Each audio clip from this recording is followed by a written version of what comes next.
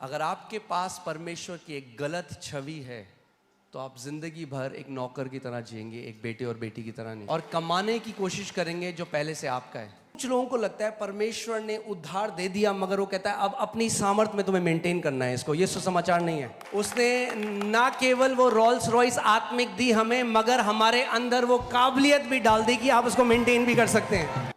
ये परमेश्वर, ये हम, स्वर्ग गलती भी, नर्क, स्वर्ग नर्क। इसीलिए कई विश्वासी हैं, उन्हें पता ही नहीं, हो सोचते हैं मंडे हम स्वर्ग जाएंगे, ट्यूसडे हम नरक जाएंगे, बुधवार हमें पता नहीं हम स्वर्ग जाएंगे या नरक जाएंगे, बृहस्पतिवार तो हम नरक ही जाएंगे।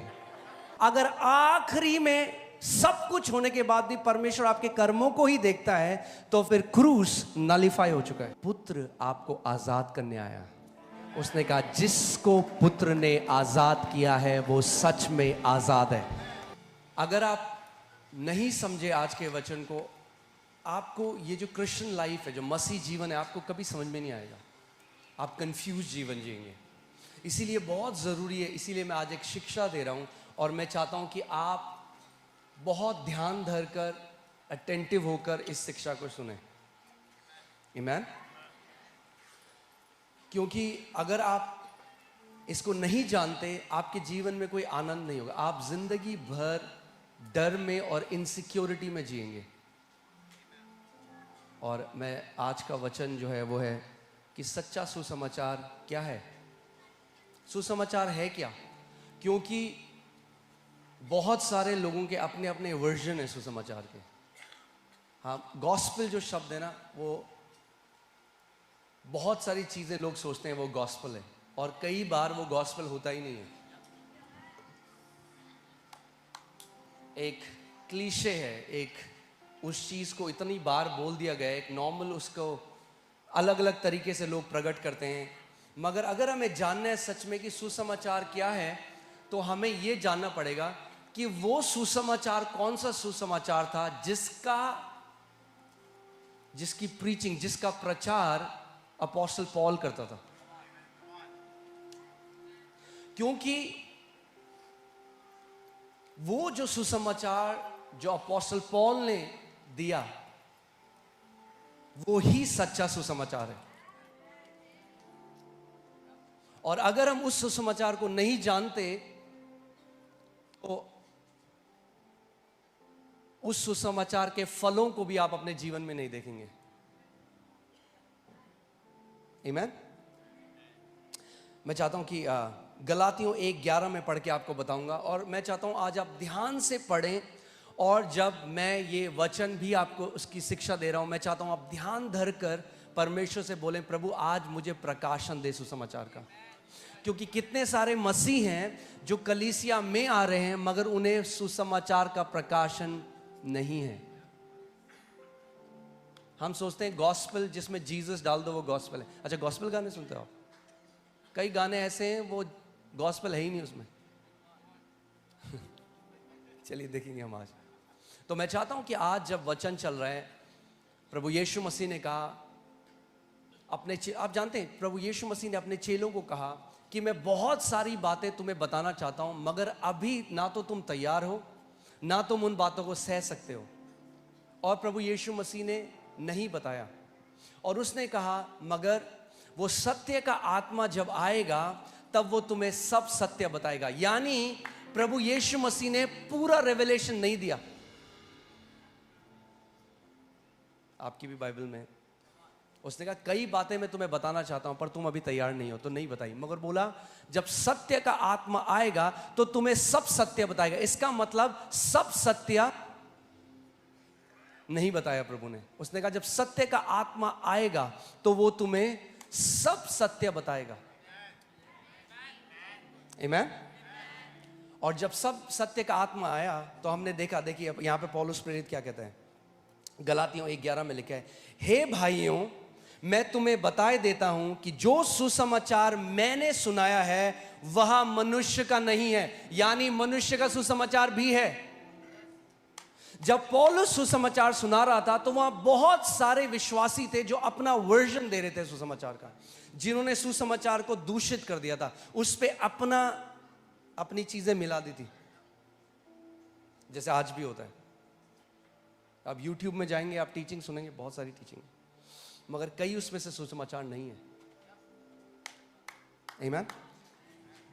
जो सुसमाचार मैंने सुनाया वह मनुष्य का नहीं, क्योंकि वह मुझे मनुष्य की ओर से नहीं पहुंचा और ना मुझे सिखाया गया। अपोस्टल पॉल, प्रेरित पौलुस कह रहे हैं कि मैं जो सुसमाचार तुमको बता रहा हूं, मुझे किसी मनुष्य ने नहीं बताया, ना ही मैंने ये सीखा मनुष्य से। किसने बताया उसको? सत्य का आत्मा जब आएगा तो तुम्हें सब सत्य बताएगा। सो अगर आप देखें, जो पौलुस प्रेरित, जो अपोस्टल पॉल था, उन्होंने कंटिन्यू किया जीसस की मिनिस्ट्री को। आमीन। दमस्कस के रास्ते में कौन मिला अपोस्टल पॉल को? जब वो सॉल था, मर्डरर था, कलीसिया से नफरत करने वाला था, कौन मिला? प्रभु यीशु मसीह।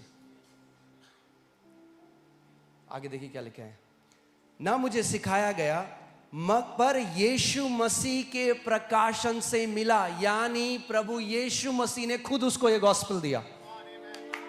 आमीन।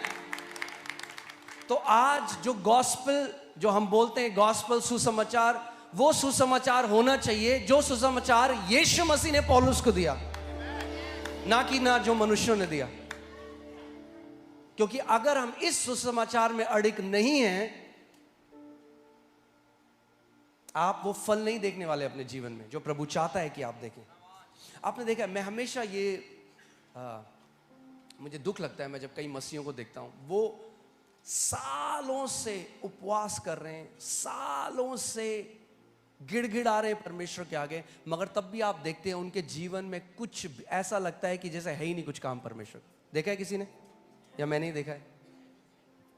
हो सकता है आप भी उनमें से एक यहाँ पे, मगर आज वो बदलने जा रहा है।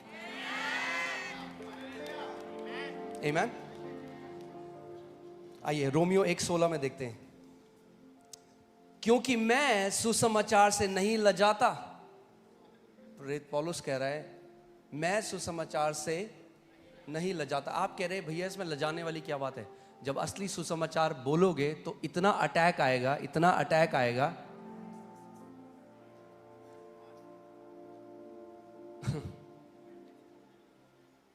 तब भी आता है और आज भी आता है। सो लोग क्या करते हैं कि अटैक को बचाने के लिए वो चेंज कर देते हैं सुसमाचार। वो कह रहा है मैं सुसमाचार से नहीं लजाता, इसीलिए कि वह हर एक विश्वास करने वाले के लिए, ना कि कुछ विश्वास करने वालों के लिए, हर एक विश्वास करने वाले के लिए, पहले तो यहूदी फिर यूनानी के लिए उद्धार के निमित्त परमेश्वर की सामर्थ है। क्या है परमेश्वर की सामर्थ? सुसमाचार। अपने पड़ोसी को बोलो, पड़ोसी, सुसमाचार परमेश्वर की सामर्थ है। यानी अगर आप सुसमाचार में को नहीं जानते, परमेश्वर की सामर्थ आपके जीवन में प्रकट भी नहीं होगी। आप भीख मांगते रहोगे, गिड़गिड़ाते रहोगे पूरी जिंदगी। यानी ध्यान से सुनिए, परमेश्वर की सामर्थ का प्रगटीकरण आपके जीवन में इस चीज पर निर्भर करता है कि आपके पास सुसमाचार का कितना प्रकाशन है।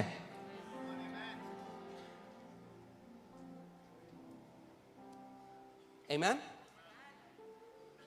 ध्यान से सुनिए, फिर से मैं ये बात बोलता हूं, इसीलिए कि वह हर एक विश्वास करने वाले, यानी विश्वास करने वाले किस चीज पे विश्वास करने वाले? सुसमाचार पे। यानी अगर आप असली के, मैं नकली सुसमाचार की बात नहीं कर रहा हूं, बहुत नकली सुसमाचार भी हैं।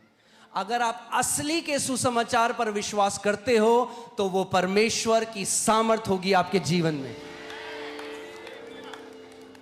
आमीन। क्योंकि उसमें, किसमें? सुसमाचार में। क्योंकि उसमें परमेश्वर की धार्मिकता विश्वास से और विश्वास के लिए प्रकट होती है, जैसे लिखा है, विश्वास से धर्मी जन जीवित रहेगा। उसमें परमेश्वर की धार्मिकता प्रकट होती है। किसमें?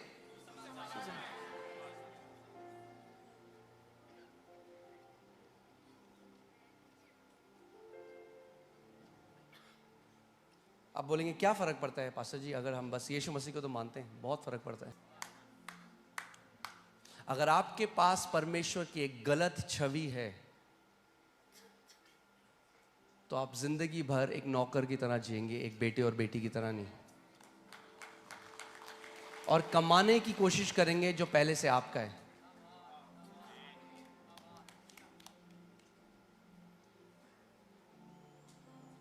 आमीन। जो ये शब्द सुसमाचार है, ये यूनानी शब्द यूएंग्लियन से आता है। अगर आप if you can put it that, ये जो शब्द है यूएंग्लियन, ये ग्रीक जो लिटरेचर है, जो यूनानी लिटरेचर था उस टाइम में, जो किताबें थी उस टाइम में, जो लिखा जाता था, ये केवल 2 बार इस्तेमाल हुआ। क्योंकि इसका असली में मतलब है कि इतनी अच्छी खबर कि वो विश्वास के परे है। कोई विश्वास नहीं कर सकता इतनी अच्छी खबर होगी। पौलुस ने उस शब्द को चुना जब उसे सुसमाचार के बारे में बताना था। सुसमाचार क्या है? आज का सुसमाचार क्या है?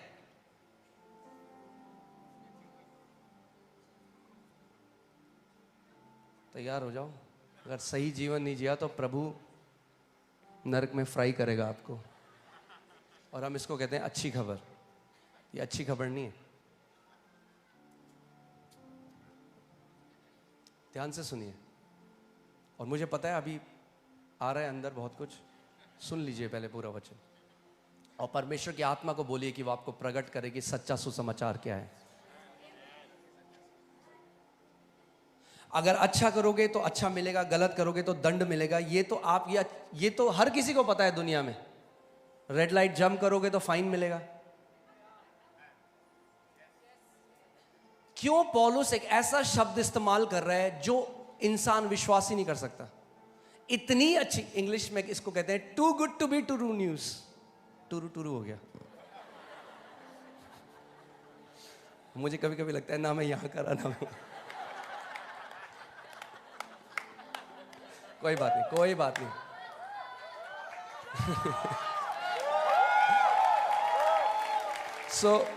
पौलुस कह रहा है ये जो सुसमाचार है, जो असली सुसमाचार है, जो मसीह ने मुझे दिया, वो इतना तेजस्मयी है। तेजस्मयी सही होगा ना शब्द? हाँ, हालेलुया।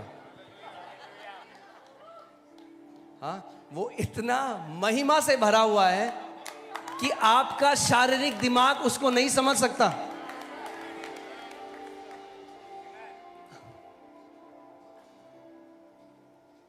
देखिए, धर्म का जो आत्मा है ना, आपको पता है धर्म का जो आत्मा है एक दुष्ट आत्मा है, अच्छा आत्मा नहीं है। रिलीजियस स्पिरिट जो है वो एक डिमोनिक स्पिरिट है।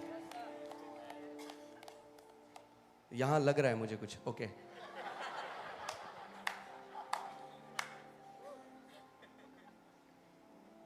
तो अगर आप बताओगे ना परमेश्वर नाश कर देगा, दंड कर देगा, तो बोलते हालेलुया। अगर आप बोलोगे परमेश्वर भला है, ओके, ये गलत सिखा रहा है बंदा। इतना अच्छा भी नहीं है प्रभु जितना ये बोल रहा है। इतना अच्छा नहीं हो सकता परमेश्वर।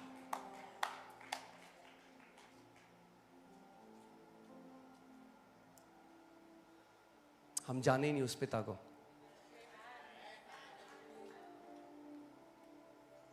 इसीलिए प्रभु यीशु मसीह ने मत्ती 11:27 में कहा कि कोई पिता को नहीं जानता पुत्र के अलावा, और जिस पर पुत्र प्रकट करे, और जब पुत्र पिता को प्रकट करता है उसको ही सुसमाचार कहते हैं।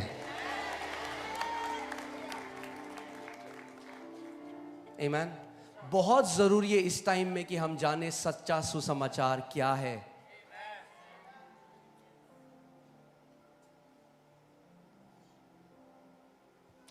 इंग्लिश बाइबल कहती है it is the power of God unto salvation. ये जो शब्द सैल्वेशन है, या जिसको हमें उद्धार कहा गया है, ये केवल स्वर्ग जाना नहीं है। ये यूनानी शब्द सोजो से आता है, ये जो शब्द सोजो है, इसमें पाप की क्षमा तो है, मगर इसमें चंगाई भी है, इसमें छुटकारा भी है, इसमें प्रॉस्पेरिटी भी है, इसमें आपके लिए परफेक्ट पीस है, शलोम है। सो अगर मैं इसके सही कॉन्टेक्स्ट में लूं तो पौलुस कह रहा है सुसमाचार परमेश्वर की सामर्थ है पापों की छुटकारे के लिए, सुसमाचार परमेश्वर की सामर्थ है चंगाई के लिए, सुसमाचार परमेश्वर की सामर्थ है समृद्धि के लिए, सुसमाचार परमेश्वर की सामर्थ है आपके जीवन में हर एक चीज की बढ़ोतरी के लिए।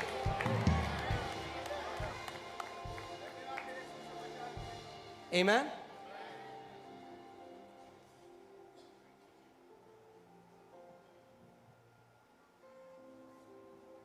और इसमें क्या प्रकट होती है? सुसमाचार में क्या प्रकट होती है? परमेश्वर की धार्मिकता। आमीन। जानते धार्मिकता क्या है?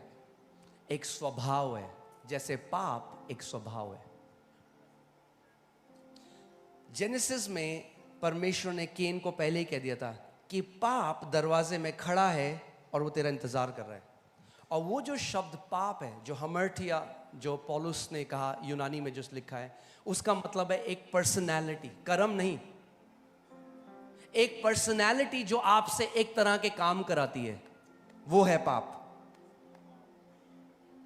हम सोचते हैं गलत काम करना पाप है, नहीं। पाप जो शब्द है हमर्टिया, वो एक पर्सनैलिटी है। क्या है? एक स्वभाव है, जैसे एक जीवित स्वभाव होता है। और वो स्वभाव जो है आपसे कर्म कराता है। जब पाप का स्वभाव आदम के अंदर आया तो वो उसके द्वारा उससे वैसे काम कराने लग गया। सो केवल पापों की क्षमा काफी नहीं थी। आप समझ रहे हैं मैं क्या कह रहा हूं? एक बंदा है जिसको मेंटल डिसऑर्डर है, पागल है, और वो पागलपन में क्या करता है, उसने मर्डर कर दिया एक दो, और कोर्ट के सामने खड़ा है और जज ने देखा कि ये पागल है, इसके पास सेंस नहीं है अपना, तो जज ने क्या किया, उसको बरी कर दिया। मगर वो क्या है, बरी काफी नहीं है उसको छुड़ा दिया जाना, क्योंकि अगर उसके पापों से तो उसको क्षमा मिल गई, मगर अगर वो मेंटल डिसऑर्डर ठीक नहीं हुआ, वो वही करता रहेगा। मसीह यीशु में केवल हमें पापों से क्षमा नहीं है, पापों से छुटकारा भी है। कैसे? प्रभु यीशु मसीह जो पाप का स्वभाव था उसके साथ एक होकर क्रूस पे चला गया और अपना जो धार्मिकता का स्वभाव है वो उसने हमें दे दिया।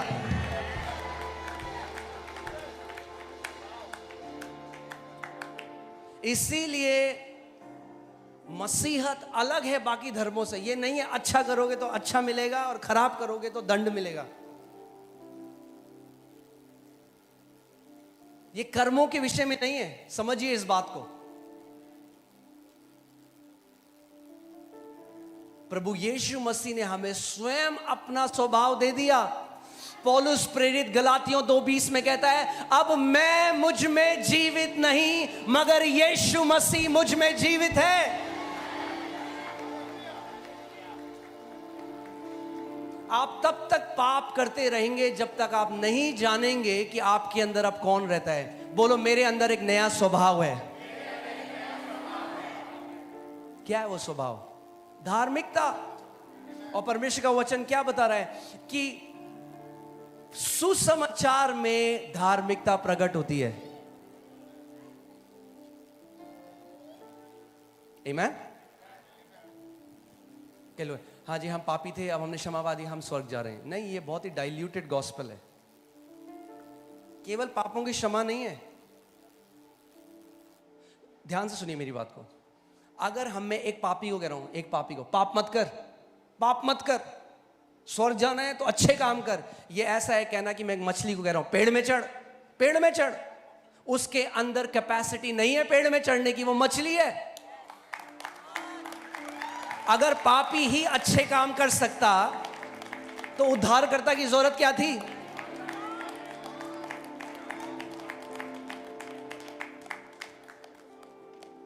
पाप मत कर सुसमाचार नहीं है।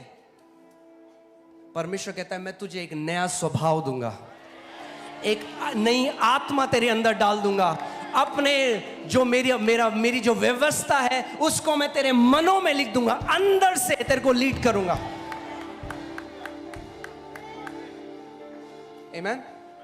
समझ में आ रहा है? स्वभाव बदलना बहुत जरूरी है। ये ऐसा है, हम एक आम के पेड़ के पास खड़े हैं, कहते हैं पता नहीं कब अमरूद देगा ये आम। अमरूद नहीं देगा वो, क्योंकि वो आम का पेड़ है। अमरूद चाहिए तो अमरूद के पेड़ में लगाना पड़ेगा, अमरूद का बीज डालना पड़ेगा। परमेश्वर जो पवित्र है, अगर वैसा स्वभाव चाहिए तो परमेश्वर का बीज चाहिए। पहला पत्रस 1:23 में लिखा है, हमारा नया जन्म परमेश्वर के बीज से हुआ है। उसने उस बीज को हमारे अंदर डाल दिया ताकि उसका स्वभाव फिर हमारे अंदर प्रकट हो।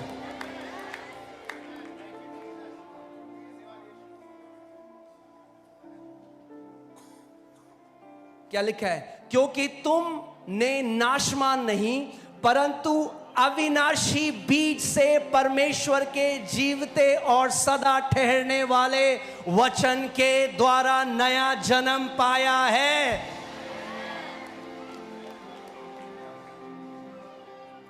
क्या क्या किया परमेश्वर ने आपको? वो ये नहीं कहता अच्छे काम कर तो तू स्वर्ग जाएगा, खराब जिएगा तो तेरे को नरक भेजे। ये कई लोग सोचते हैं ये सुसमाचार है, ये तो सब मानते हैं भाई, नया क्या है इसमें? क्रूज की क्या जरूरत थी? क्या सब ये नहीं मानते कि अच्छे काम करोगे तो? सुसमाचार अलग है, बोलो सुसमाचार अलग है। अलग ही नहीं है, इतना अलग है कि too good to be true है।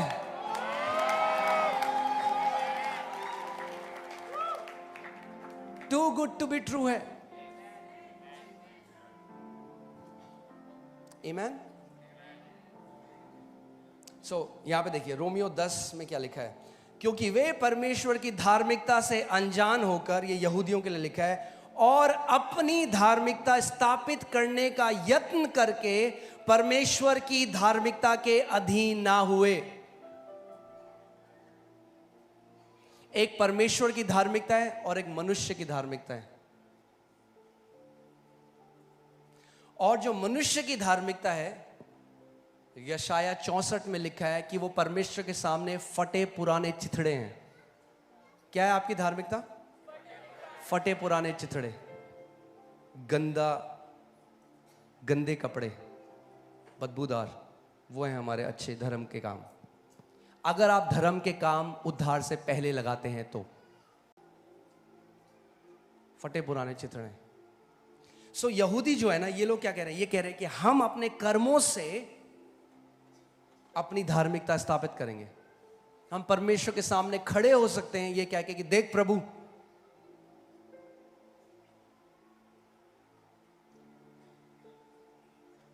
कई लोग आजकल YouTube में वीडियो बनाते हैं, कहते हैं ये नरक जाएगा, वो नरक जाएगा, ये ऐसा जी रहा है, वो जी रहा है। मैं सोचता हूं वो पाप कर रहा है, वो नहीं जानते सबसे बड़ा पाप वो कर रहे हैं जो है घमंड।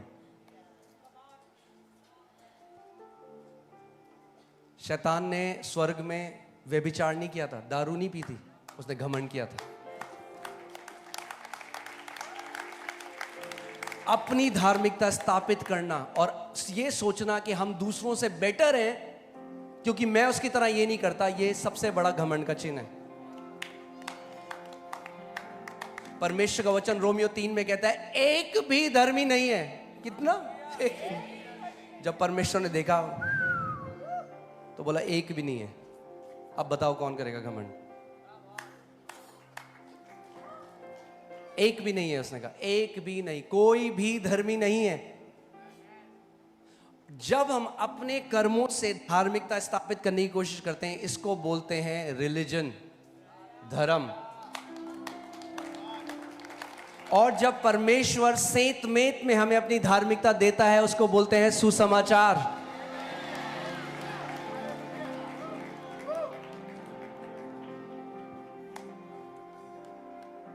हालेलुया। बहुत जरूरी है इस बात को समझना। कई लोग मछली हैं, वो पेड़ में चढ़ने की कोशिश कर रहे हैं और जब नहीं चढ़ पाते तो वो नाराज हो जाते हैं। नहीं चढ़ पाओगे पेड़ में। इसीलिए प्रभु जानता है हम लोग नहीं कर सकते, इसीलिए उसने कहा तुम्हें नए सिरे से जन्म लेना जरूरी है पहले। सुसमाचार कर्मों के बारे में नहीं है, सुसमाचार नए जन्म के बारे में है। आमीन। क्योंकि वे परमेश्वर की धार्मिकता के अधीन नहीं हुए। क्यों नहीं हुए परमेश्वर की धार्मिकता के अधीन? क्योंकि वो अपने कर्मों से धार्मिकता स्थापित करना चाह रहे थे। अगर आप अपने कर्मों से धर्मी बनना चाहते हो तो आप कभी परमेश्वर की धार्मिकता के अधीन नहीं आओगे। याद है मैंने आपको कुछ दिन पहले बताया था कि मैं और पास्टर से हम बात कर रहे थे कि अगर चर्च में एक वैश्या, एक चर्च में एक मर्डरर आ जाए और वो प्रभु यीशु मसीह को ग्रहण कर ले तो वो उतना ही धर्मी है जितना धर्मी पास्टर है। कई लोगों को पछता नहीं है, तो ये कैसे हो सकता है? हम तो 40 साल से उपवास रखते हैं। यही तो बात है, यही तो सुसमाचार है।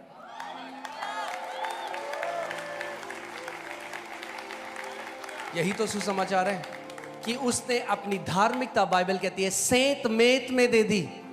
यानी सेंत मेत में मतलब मुफ्त में दे दी, यानी आप उसे कमा नहीं सकते।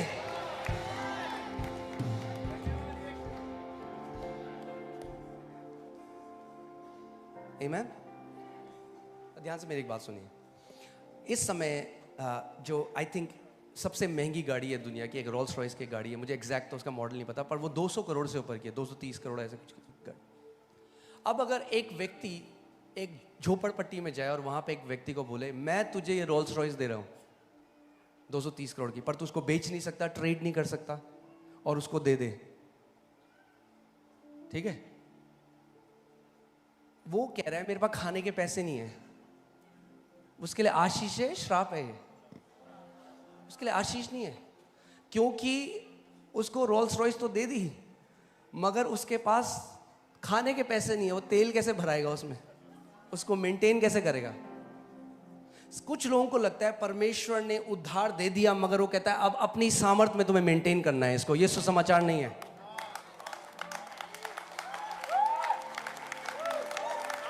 उसने ना केवल वो रोल्स रॉयस आत्मिक दी हमें, मगर हमारे अंदर वो काबिलियत भी डाल दी कि आप उसको मेंटेन भी कर सकते हैं।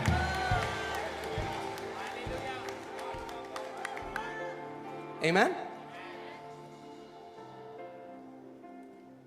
उसने नहीं कहा अब मैंने तुम्हें धर्मी बोल दिया है, अब अगर तुमने एक गलती करी,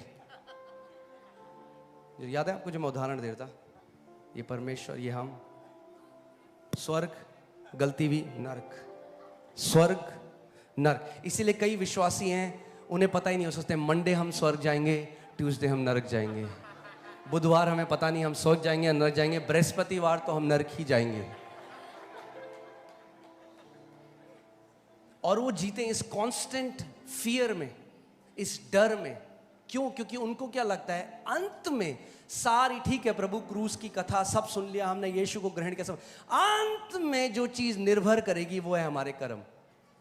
तो क्या किया आपने? आपने उस क्रूस को नली, अगर आखिरी में सब कुछ होने के बाद भी परमेश्वर आपके कर्मों को ही देखता है तो फिर क्रूस नलीफाई हो चुका है।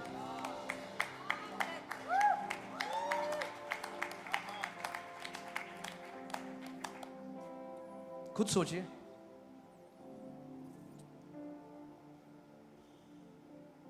बहुत जरूरी है हमें समझना सुसमाचार क्या है।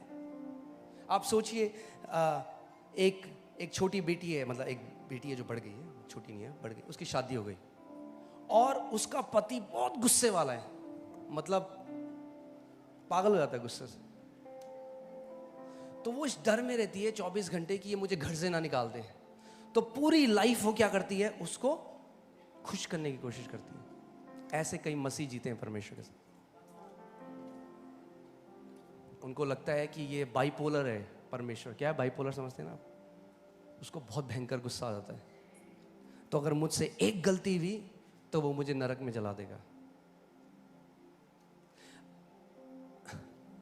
सोचिए अगर एक ऐसी लड़की है, क्या सोचते हैं आप उसके दिल की हालत क्या होगी? क्या उसकी मेंटल कंडीशन होगी? हमेशा भय में होगी, इनसिक्योरिटी में होगी, अपने पति को लगातार खुश करने की कोशिश करेगी, कहीं ऐसा ना हो मुझे रिजेक्ट कर दे, मुझे त्याग दे, मुझे घर से निकाल दे। ऐसे हम सोचते हैं परमेश्वर भी है, क्योंकि नहीं जानते वो कैसा है। क्योंकि जो अलग अलग, जो आज गॉस्पेल बोली जाती है, जो गॉस्पेल है ही नहीं।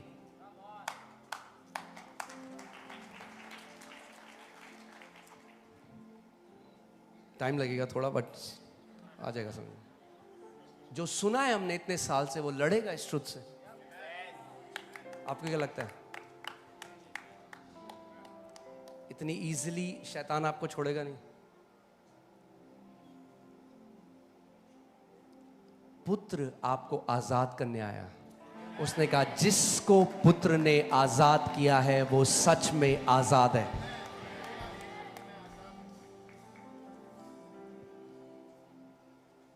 आमीन। आप समझ रहे हैं? अच्छा, मेरे को एक बात बताइए, आप में से कितने लोगों ने बहुत अच्छा काम किया या आपने कुछ कर्म किया पैदा होने के लिए? कितने बंदों ने काम किया पैदा होने के लिए? काम पैदा होने के बाद शुरू होता है।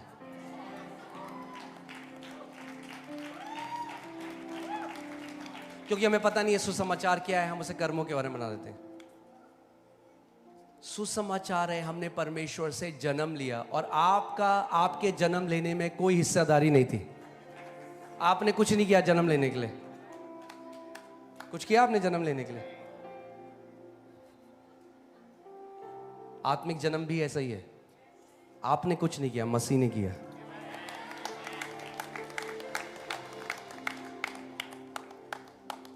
आमीन।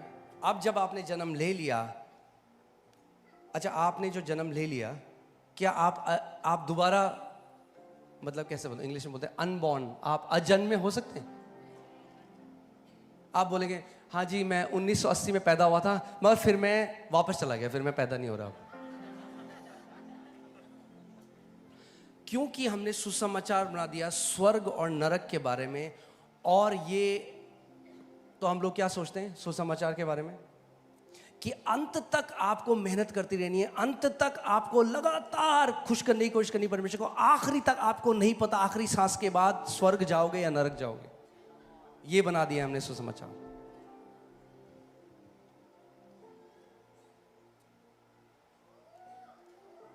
जो एक बार परिवार में पैदा हुआ वो हमेशा के लिए बेटा और बेटी है।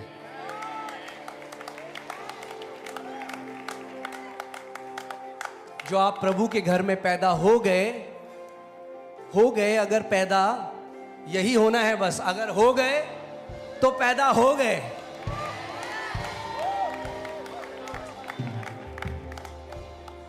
यही है सुसमाचार,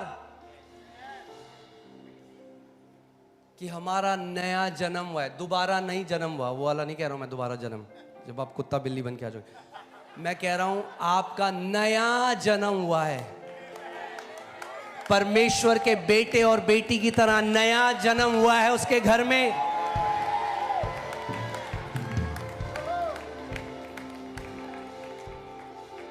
आमीन। अब मैं आपसे एक बात बता रहा हूं, कुत्ते को भौंकना कौन सिखाता है? मछली को तैरना कौन सिखाता है? उनके अंदर स्वभाव है। आपके अंदर किसका स्वभाव है? आपके पिता का। तो उस स्वभाव को बहने दो, खुद पवित्रता में चलने लग जाओगे, क्योंकि हमारा पिता पवित्र है। उस नेचर को अपने आप, अगर अपनी धार्मिकता स्थापित करने की कोशिश करोगे तो राइचियसनेस नहीं काम करेगा। अगर परमेश्वर के स्वभाव को दो। आमीन। बहुत जरूरी है हम लोगों के लिए आज जानना कि सुसमाचार क्या है, क्योंकि अगर आप नहीं जानते कि सुसमाचार क्या है, आप जिंदगी भर इस फियर में रहोगे। एक मुस्लिम भाई है, मैं उनसे पूछ रहा था, वो कह रहे थे कि चाहे हम कितना भी रोज़ा कर लें, चाहे हम कितना भी हम मक्का मदीना चल जाएं, कुछ भी कर दें, आखिरी में एक दिन है जिसको बोलते हैं डे ऑफ दियामा, यानी दियामा का दिन। जब तक हमें नहीं पता कि हम जन्नत जाएंगे हम जहन्नुम जाएंगे, पूरा आखिरी में डिपेंड करता है मूड पे, ऊपर वाले के। मगर हमारा ऐसा नहीं, हमारा मूड पे नहीं, हमारा यीशु के बलिदान पर डिपेंड करता है। आमीन। क्योंकि यीशु मसीह ने अपना लहू बहा दिया, हम अब परमेश्वर के साथ एक हो चुके हैं। और परमेश्वर का वचन कहता है, ना प्रधानताएं, ना स्वर्गदूत, ना दुष्ट आत्माएं, ना ऊंचाई, ना गहराई, ना अमीरी, ना गरीबी, कुछ भी हमें परमेश्वर के प्रेम से अलग नहीं कर सकती। आमीन, हालेलुया। ये है गुड न्यूज।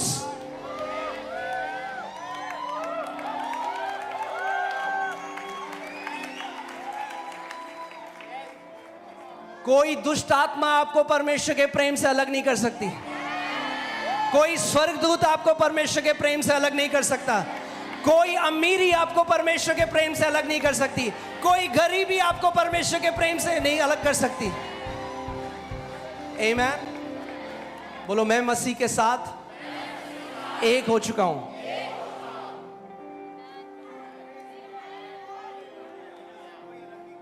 आमीन। ये है स्वर्गीय फेविकॉल, कोई अलग नहीं कर सकता।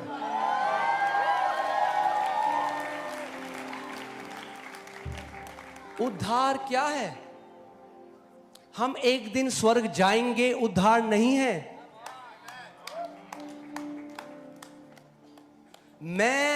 मैंने परमेश्वर से नया जन्म ले लिया है, ये उद्धार है।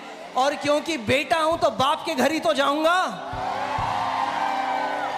अगर आप बेटे और बेटी हैं तो अपने बाप के घर ही तो जाएंगे।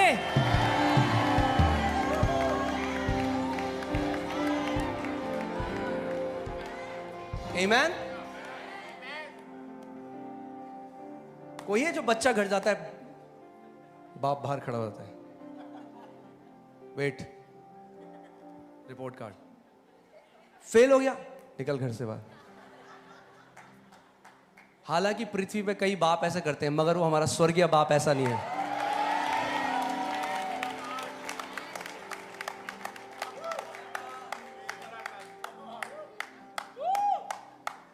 आमीन। यही तो प्रभु यीशु मसीह समझाना चाह रहा था उस दृष्टांत में, कि एक पिता के दो बेटे थे। बेटे थे, क्या थे? बेटे थे। तो जब एक बेटा बाहर चला गया और गलत जीवन जीने लगा, तब भी बेटा था। जब घर वापस आया, तब भी बेटा था।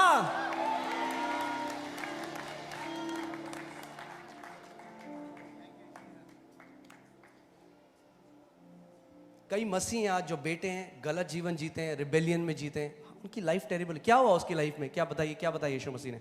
जब बाहर गया तो क्या हुआ उसके जीवन में? सुअरों का खाना खाने लगा। ऐसे कई मसीह लोग भी जी रहे हैं, मगर बेटे हैं। मगर जब भी घर आएंगे तो क्या करेगा पिता? वही जो यीशु मसीह ने दृष्टांत बताया, चूमेगा, चूमेगा, चूमता रहेगा, क्योंकि बेटे हैं।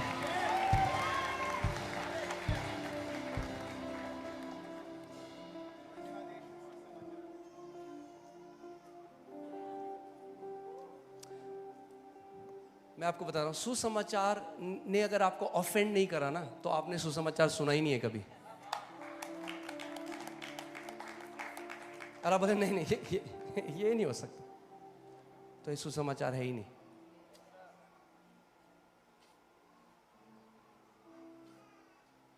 और जो आप सोच, अच्छा मतलब प्रभु इतना अच्छा है, जितना आप अभी सोच रहे हो उससे करोड़ गुना ज्यादा उसको मल्टीप्लाई कर लो, उससे करोड़ गुना।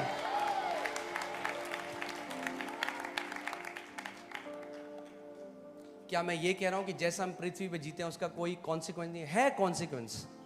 कॉन्सिक्वेंस है। आप जो मसीह एक गलत जीवन जीता है यहां पे, हालांकि परमेश्वर का बेटा है, मगर एक दास की तरह जिएगा। हालांकि उसके अंदर एक ओवरकमिंग नेचर था, मगर फिर भी एक दास की तरह जिएगा। मगर उद्धार परमेश्वर ने आपको आपके कर्म देखकर नहीं दिया, अपने पुत्र को देखकर दिया।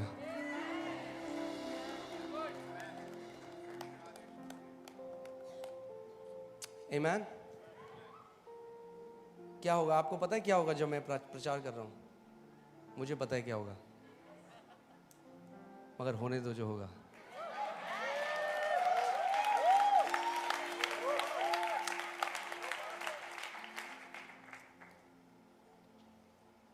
क्योंकि क्या होगा, याद याद रखिए, अगर आप अपनी धार्मिक, अगर आप मसीह में आ गए और आप पहले सिगरेट पीते थे, शराब पीते थे, अब नहीं पीते, मगर आप आज क्योंकि आप नहीं पीते और आप सोचते हो कि आप पवित्र इसलिए हो क्योंकि आप सिगरेट और शराब नहीं पीते, तो शैतान भी सिगरेट और शराब नहीं पीता था मगर अपवित्र था। क्यों? क्योंकि उसके मन के विचार अपवित्र थे।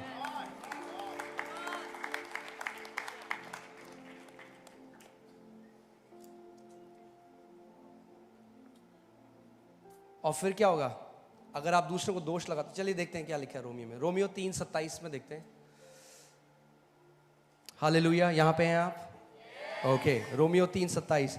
तो घमंड करना कहां रहा? ओहो, कई लोगों को बिल्कुल अच्छा लगता है, मैंने ये कर दिया, फिर मैंने वो किया, मैंने और फिर मैंने और फिर मैंने ये किया, और सारी महिमा यीशु मसीह को। कुछ छोड़ी होती महिमा तो लेता यीशु मसीह। अरे हम तो ऐसे चर्च बना दे, अरे मैंने 6 चर्च ऐसे करे। अरे चर्च इंसान नहीं, यीशु ने कहा मैं अपनी कलीसिया को बनाऊंगा। जो बोलते हैं मैंने 6 चर्च बने, बाद में चर्च में भी नहीं रहते। कोई इंसान नहीं बना सकता चर्च, मसीह यीशु बनाता है चर्च।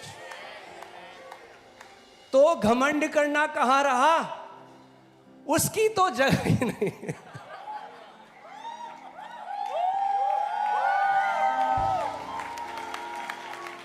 घमंड करने की कोई जगह नहीं रही। अगर हमें घमंड करना है तो एक ही चीज है, हम उसके क्रूस पे घमंड करेंगे, हम उसके बलिदान में घमंड करेंगे। आमीन। हम उस लहू में घमंड करेंगे जो हमारे लिए बहाया गया। वो है हमारे घमंड करने का कारण।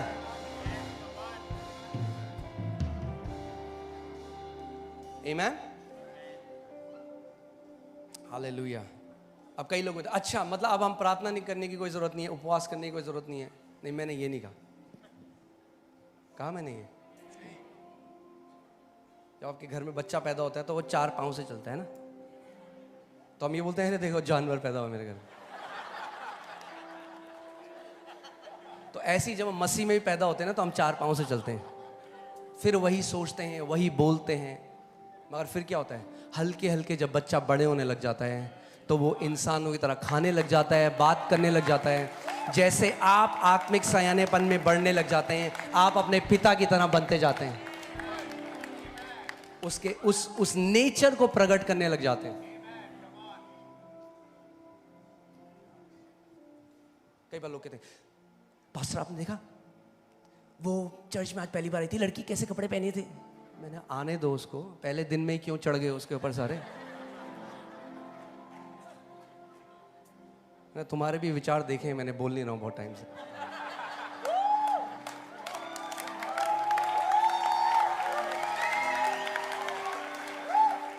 पड़ोसी को बोलो जब अनुग्रह मिला है तो अनुग्रह देना भी सीखो।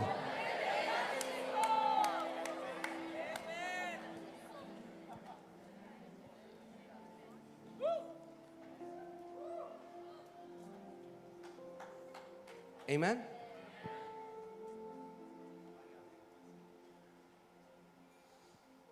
बढ़ने दो ने, मसीह को उनके अंदर बढ़ने दो। जो मसीह उनके अंदर बढ़ेगा इन सबको खा जाएगा, सारी आदतों को।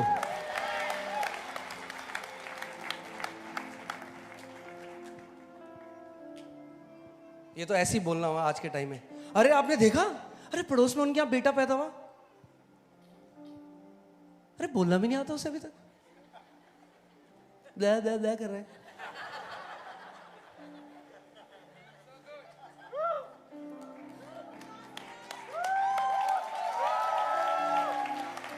मैं एक बाइबल कॉलेज में गया सिखाने, तो हम बपतिस्मा के बारे में मैं सिखा रहा था। तो एक सवाल आया कि क्या आप एक ऐसे व्यक्ति को बपतिस्मा दोगे जो बीड़ी सिगरेट पीता है। मैंने क्या वो प्रभु यीशु मसीह में विश्वास करता है? बोले हाँ। मैंने कहा जरूर दूंगा। तो एक पास्टर बैठे थे वहां पे, वो चिढ़ गए, ये क्या बात हुई, ये क्या बात हुई, मतलब वो बंदा बीड़ी सिगरेट पी रहा है, आप उसे बपतिस्मा दोगे? जो बंदा पाप कर रहा है आप उसे बपतिस्मा दोगे? मैंने पास्टर जी आपसे एक सवाल पूछूं, आपने बपतिस्मा कब लिया? तो उन्होंने बताया इतने 1970 कभी लिया। मैंने उसके बाद पाप किया कभी आपने?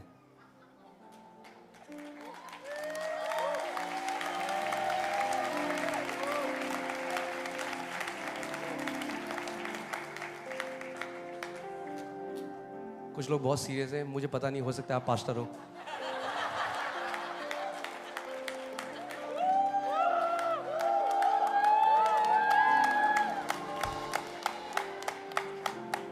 जो बंदे को अभी परमेश्वर के राज्य में प्रवेश नहीं हुआ, उसके ऊपर कैसे हम इतना बोझ डाल दें? आने तो दो से परिवार के अंदर।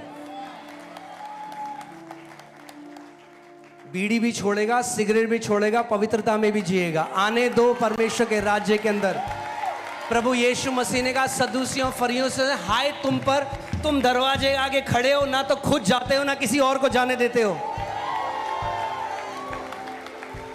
जाने दो।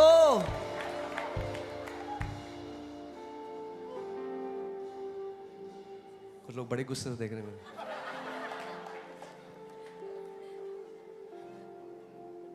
तो मैंने उनसे कहा आपने पाप किया बपतिस्मा के बाद? तो कह रहे हाँ, तो गलतियां तो सबसे होती हैं। आपको पता होना चाहिए व्यवस्था को कब इस्तेमाल करना है।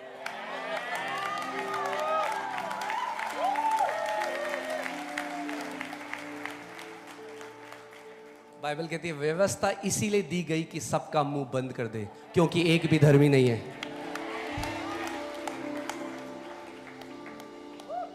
उन्होंने कहा बट पास्टर प्रभु का अनुग्रह है। मैंने कहा थोड़ा सा अनुग्रह उसको भी दे देते हैं। यीशु मसीह ने कहा बीमार हैं जिनको डॉक्टर की जरूरत है।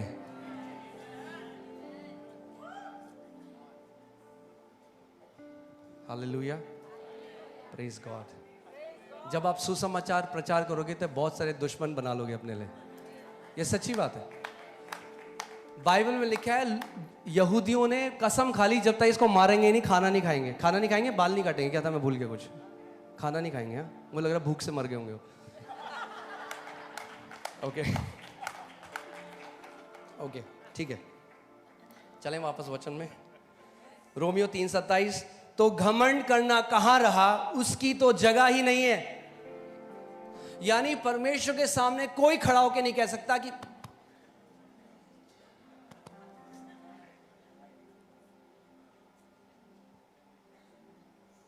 कभी ना लोग समझे ही नहीं वो सकरा मार्ग का मतलब क्या है। वो सोचते सकरा मार्ग मतलब देखो मैं कितना पवित्रता में जीवन जीता हूं, इसलिए वो सकरा मार्ग है। सकरा मार्ग वो नहीं कह रहा। वो फिर तो सबसे सकरा मार्ग फरीसियों का था। हफ्ते में 3 बार उपवास रखते थे। पुदीने और जीरे दिए किसी ने? पुदीने और जीरे की तायत यहां पे। तो आपसे सकरा मार्ग उनका है। ये नहीं कह रहा बाइबल सकरा मार्ग। वो इतना सकरा है कि एक ही तरीके अंदर जाने का। वो एक्चुअली जो इतना सकरा है, वो पता कितना सकरा है? वो एक इंसान जितना सकरा है। और वो कौन है? यीशु मसीह। उसने कहा मैं दरवाजा हूं।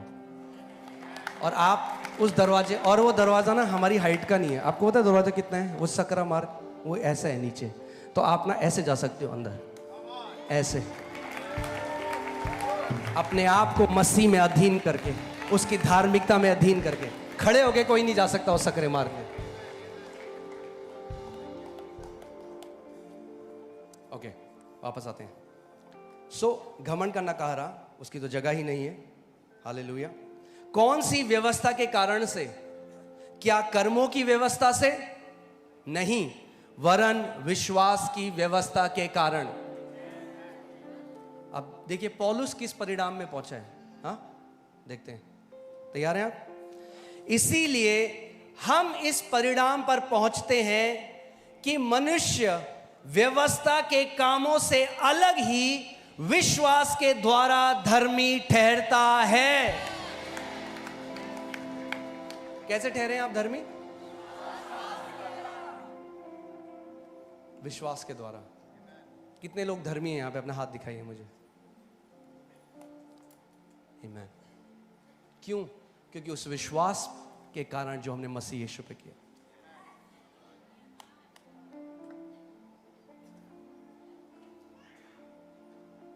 आमीन। इसीलिए परमेश्वर किसी को एक चीज की इजाजत नहीं देगा। जानते हो क्या है? कि उसके सामने कोई घमंड कर सके। शैतान ने शुरू किया था, वहीं पे खत्म हो गया।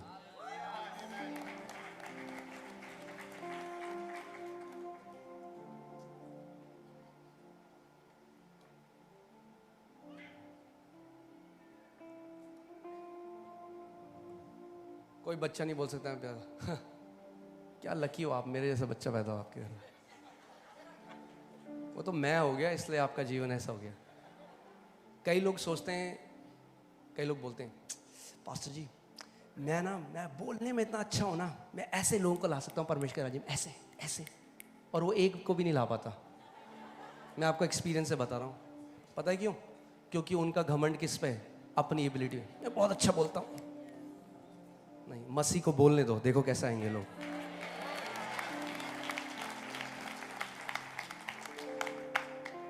आमीन। कई लोग सोचते हैं अगर मैं नहीं आया होता परमेश्वर के राज्य में तो पता नहीं यीशु मसीह का क्या होता। चलिए ठीक है।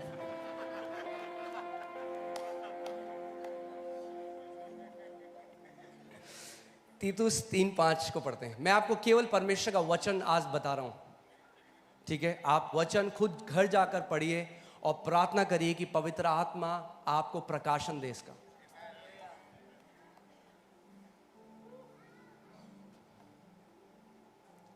तो उसने हमारा उद्धार किया। ओ हालेलुया। अच्छा, हमने नहीं किया, किसने किया? उसने क्या किया? हमारा उद्धार किया। ब्रैकेट में एस्टेरिक मार्क, थोड़े समय के लिए। पक्का? पर आप तो मानते हो कि बाद में उसने हमारा उद्धार किया। If the gospel is not eternal, it is no gospel at all.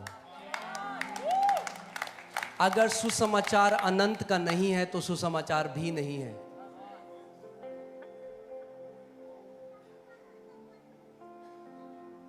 आप समझ रहे हैं मैं क्या कह रहा हूं?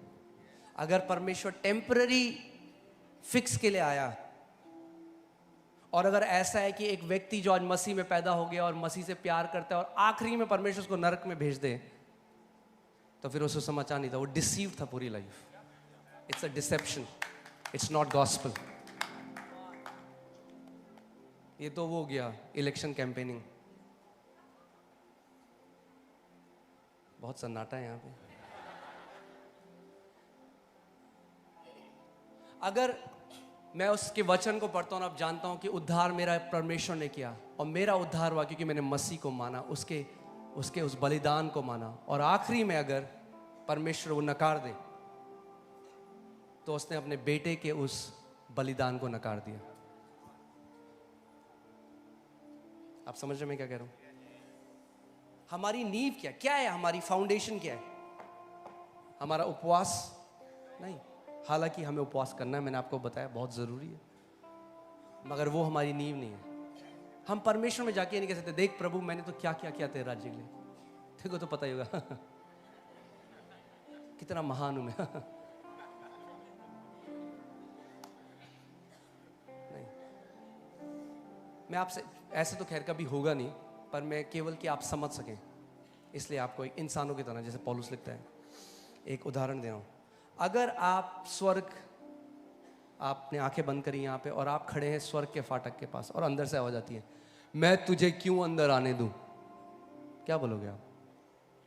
अरे प्रभु हर महीने टाइट 10% EMI दे रहा था मैं घर की, कैसे आप बोल रहे हो अंदर आने दूं?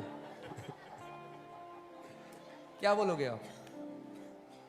क्योंकि पिता मैंने तेरे उस पुत्र के बलिदान पर विश्वास किया और उसके द्वारा मैं धर्मी ठहरा, और ये एकमात्र कारण है, और ये एक इनफ कारण है कि आप अनंत में उसके साथ रहेंगे। ये एकमात्र, ये ही कारण है और कोई कारण नहीं है। अगर आप बोलें क्योंकि मैं एक बहुत अच्छा मसीह था, अंदर से मैं रॉन्ग आंसर, गलत जवाब, ओह अफसोस। अब आप अपना अनंत नरक में बिताएंगे। एक ही कारण है जिसके द्वारा आप हमेशा परमेश्वर पिता के साथ, उस हमारे उद्धारकर्ता यीशु मसीह के साथ और पवित्र आत्मा के साथ रहेंगे, और वो है क्योंकि हमने उसके पुत्र, उस परमेश्वर के मेमने के बलिदान पर विश्वास किया। उसके लहू से हम धोए गए, उसके लहू से हम खरीदे गए। जो कोई मसीह यीशु में है वो एक नई सृष्टि है।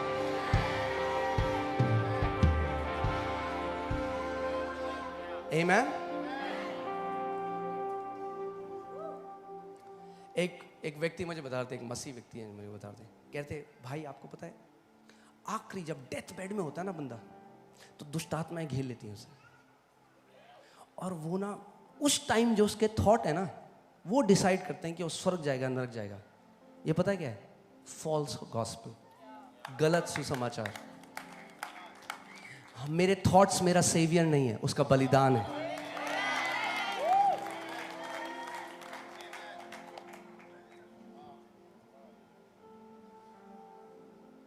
दुख की बात यह है कि दुष्ट आत्मा को ज्यादा पता है कि सुसमाचार क्या है।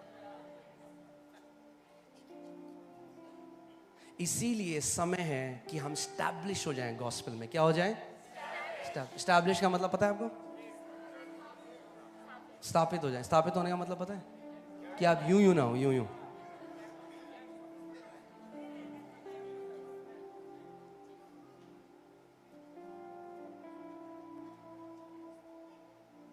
हमारे यहाँ आती थी एक दीदी, I am not naming anybody but just telling you, कहते परमेश्वर भला है, कोविड आया, परमेश्वर कोविड देता है। सो क्या हुआ? बिकॉज स्टैब्लिश नहीं। आमीन, हालेलुया। इफिसियों 2:8 को देखते हैं। कैसे आप धर्मी ठहरे हैं? ओके, फिर से वापस आते हैं। रोमियो 3:28 को देखते हैं। इसीलिए हम इस परिणाम पर पहुंचते हैं कि मनुष्य व्यवस्था के कामों से अलग ही विश्वास के द्वारा धर्मी ठहरता है। यानी परमेश्वर का वचन कह रहा है, जब परमेश्वर किसी को धर्मी बना रहा है तो उसके काम को नहीं देख रहा है, यही कह रहा है ना, या कुछ अलग कह रहा है? दोबारा पढ़िए।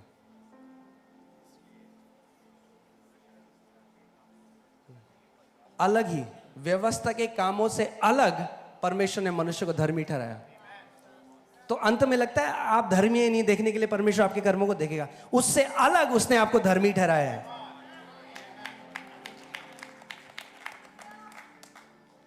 परमेश्वर बाइपोलर नहीं है।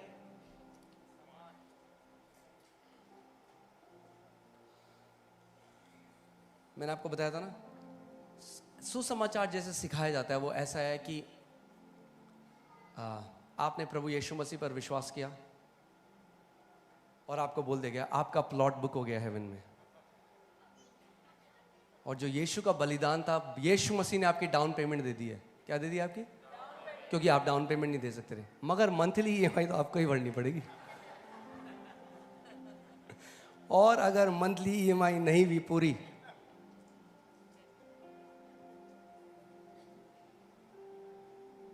ये सुसमाचार नहीं है।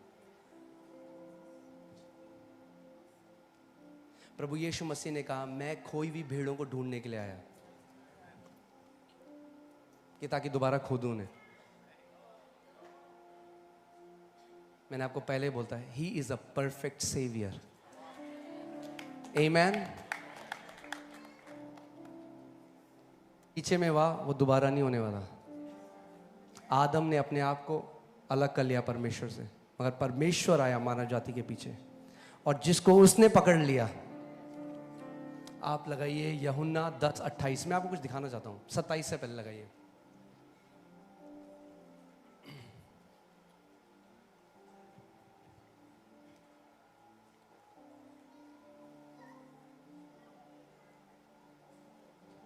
यूहन्ना, मेरी भेड़ें मेरा शब्द सुनती हैं और मैं उन्हें जानता हूं और वह मेरे पीछे पीछे चलती हैं।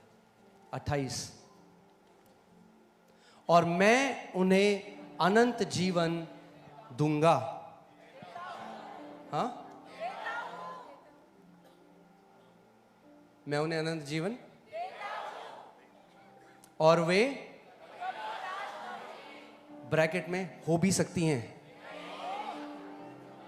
शायद थोड़ी सी हो जाएं। कभी का मतलब क्या है? कभी मतलब कभी। वो कह रहे हैं अगर आप उसकी भेड़ हो तो आप कभी नाश नहीं होगे। मगर प्रॉब्लम ये है कि हम वचनों पे और प्रभु यीशु मसीह पे विश्वास नहीं करते, हम ज्यादा विश्वास करते हैं अपनी फीलिंग्स पे।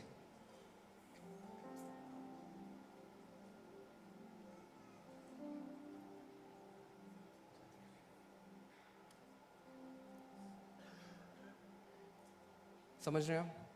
बोलिए, मैं यीशु मसीह की भेड़ हूं, उसने मुझे अनंत जीवन दिया है और मैं कभी नाश ना होऊंगा। ये होना चाहिए आपका फेथ।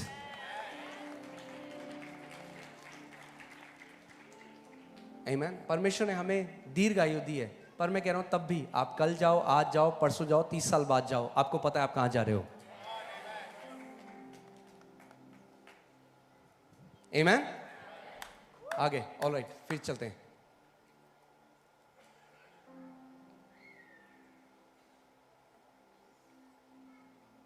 अरे ये तो परिणाम में पहुंच चुके हैं हम बहुत पहले। यूहन्ना,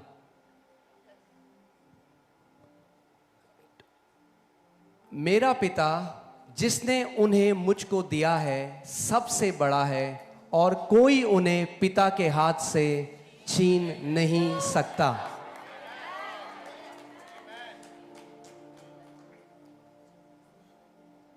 हालेलुया। 30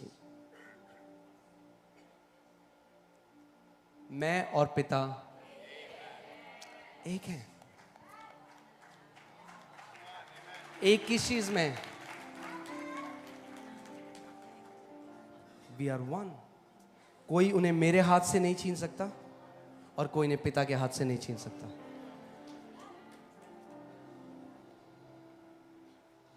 कोई नहीं छीन सकता आपको।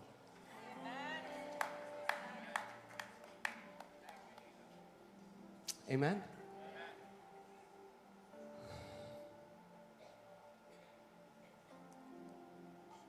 एक बार आपको उद्धार मिल गया और आप परमेश्वर के साथ एक हो गए, उससे पैदा हुए। परमेश्वर का स्वभाव आपके लिए कोई नहीं बदल सकता, आप भी नहीं बदल सकते। परमेश्वर हमसे प्यार हमारी परफॉर्मेंस के हिसाब से नहीं करता। मैं आपको बताता हूं एक sign. Wrong gospel will produce wrong manifestation. एक साइन बताओ। पास्टर जी, प्रभु तो आपकी सुनता है ना, हमारी नहीं सुनता। क्यों, तुम्हारा बाप नहीं है क्या वो?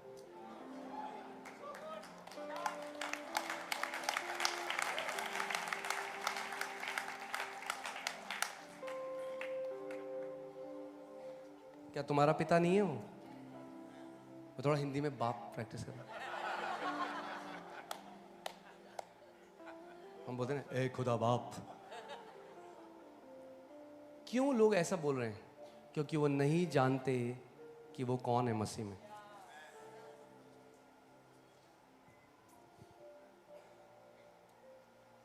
मेरी भेड़ें मेरा शब्द सुनती हैं और मैं उन्हें अनंत जीवन देता हूं। प्रभु आपको अनंत जीवन देगा नहीं, वो दे चुका है। और कैसे दिया? चल दे दिया। कैसे दिया? मेरा क्वेश्चन है आपसे, कैसे दिया अनंत जीवन? चलिए इस पे बात करें। कैसे दिया? ऐसे, और आपने ऐसे ले लिया? कैसे दिया अनंत जीवन उसने आपको? हाँ, विश्वास से तो दिया, पर कैसे आया आपके पास?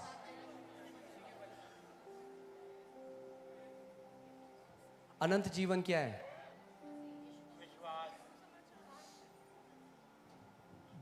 यूहन्ना 1:4 लगाइए। अनंत जीवन परमेश्वर जोई, जो नेचर है परमेश्वर का। कैसे दिया परमेश्वर ने? आपके पिता ने आपको स्वभाव कैसे दिया? कैसे आया आपके पास? आपके पिता का स्वभाव कैसे आया? कैसे आया? कैसे आया? कुछ को तो पता ही नहीं है। फिर पता नहीं कैसे आया। अरे जन्म के द्वारा आया, लहू से आया। जब हम परमेश्वर से जन्मे तो वो अनंत जीवन जो परमेश्वर का है उसने हमें दे दिया। मगर कैसे दिया? क्योंकि हमने उससे जन्म लिया, उसके द्वारा उसने हमें अनंत जीवन दिया। यूहन्ना 1:12 कहता है, परंतु जितनों ने उसे ग्रहण किया उसने उन्हें परमेश्वर की संतान होने का अधिकार दिया। वे ना तो जो मांस और लहू से, जो इंसान की इच्छा से, मगर परमेश्वर से उत्पन्न हुए हैं। कैसे आया आपके पास नेचर? परमेश्वर उस जन्म के द्वारा आया। आमीन। अब अगर वो आपके अंदर वो नेचर आ गया, अनंत जीवन आपके अंदर है, तो उसको कोई छीन नहीं सकता।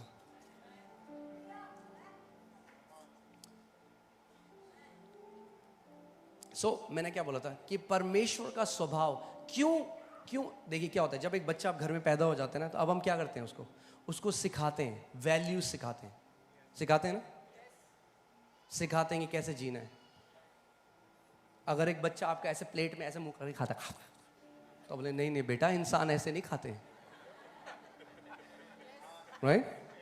ऐसे ही जब लोग प्रभु के राज्य में जन्म लेते हैं तो अब उनको परमेश्वर सिखाता है कि परमेश्वर के पुत्र की तरह कैसा चलना है। मगर इसीलिए नहीं कि अंत में उनका उद्धार हो, उनका उद्धार हो चुका है। इसीलिए नहीं कि अंत में वो परमेश्वर के परिवार में जन्म लेंगे या परमेश्वर को ग्रहण करेगा, परमेश्वर उनको ग्रहण कर चुका है। अब वो उनको सिखा रहा है कि तुम में कोई भी व्यभिचार ना करे, तुम में कोई भी ये ना करे, तुम झूठ ना बोलो, ये ना बोलो। क्यों ये चीज सिखा रहा है? वो सिखा रहा है कि परमेश्वर का स्वभाव कैसा है, कि हम अपने पिता की तरह चलना सीख सके। मगर इसीलिए नहीं कि आपको उद्धार मिले, अंत में आपको उद्धार मिल चुका है।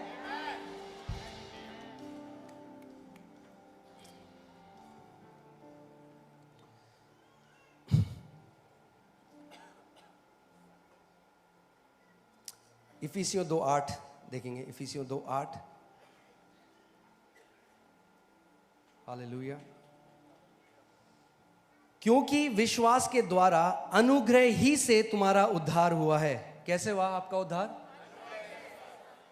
विश्वास के द्वारा अनुग्रह ही से तुम्हारा उद्धार हुआ, और ये तुम्हारी ओर से नहीं वरन परमेश्वर का दान है। क्या है? परमेश्वर का, यानी इंग्लिश बाइबल कहती है गिफ्ट है। और आप जानते हैं परमेश्वर की एक बात है, परमेश्वर जो गिफ्ट देता है उसको वापस नहीं लेता।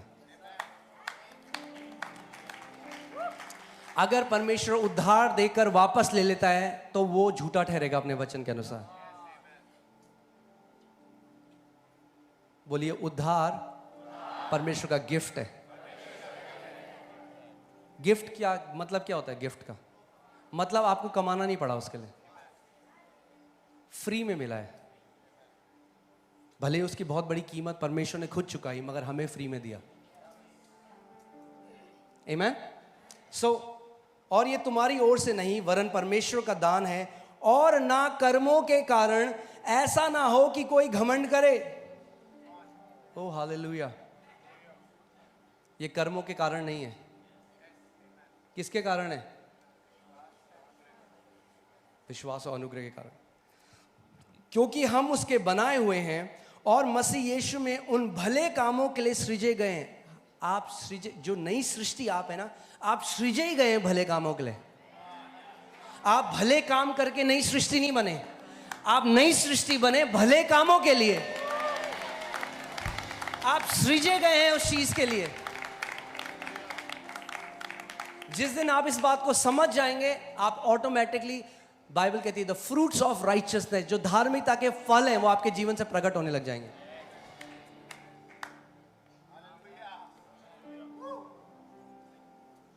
आमीन।